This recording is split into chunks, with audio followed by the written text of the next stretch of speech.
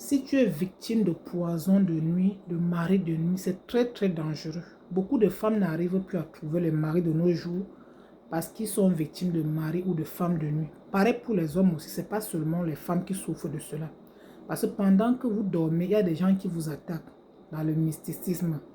Donc toi qui me regardes aujourd'hui, tu tombes sur cette page aujourd'hui, abonne-toi, like et partage.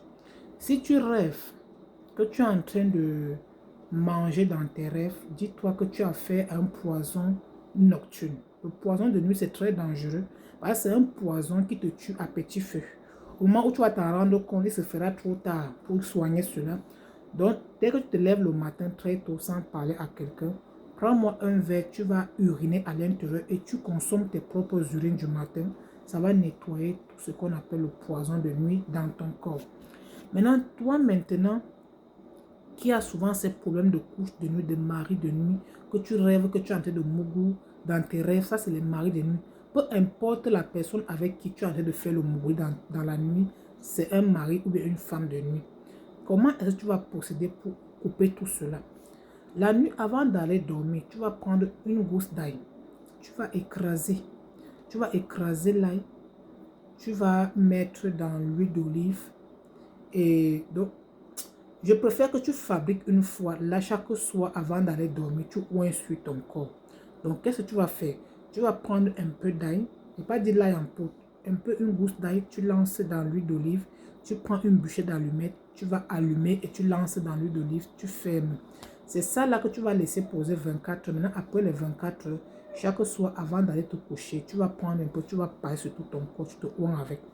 Maintenant, si tu es une femme aussi que ça te dérange souvent trop, la nuit, avant d'aller de te coucher, tu peux prendre le miel, tu oins dans ton couetou. Parce qu'il faut faire ça successivement.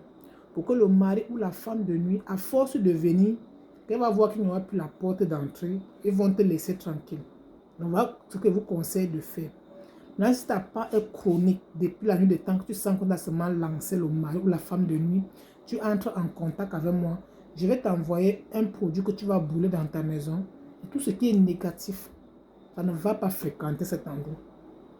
Je dis que même si c'est ton voisin qui était sorcier, quand tu vas brûler dans ta maison, il ne va pas traverser.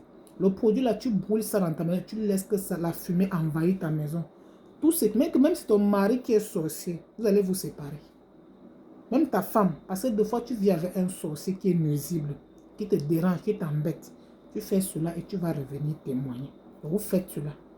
Même si tu vis aux États-Unis, partout en Europe, partout dans le monde, tu m'envoies seulement ton adresse, je vais t'envoyer. Parce que des fois, c'est le bailleur qui est un sorcier qui vous embête. Soit peut-être c'est une voisine qui est sorcière et c'est chez toi qu'elle garde son totem. La nuit, tu ne dors pas. Quand la nuit arrive, tu as peur de dormir, même parce que dans ton sommeil, tu fais de ces rêves même. Et même les gens qui font des rêves qui sont tellement bizarres, des rêves que tu tombes dans un gros trou, tu n'atteins jamais le bas, tu tombes, tu cries fort. Tu entres en contact avec moi, je vais t'envoyer cela et tu vas utiliser. Voilà. Sans oublier aussi les blindages, parce que le dehors est risqué. Bisous.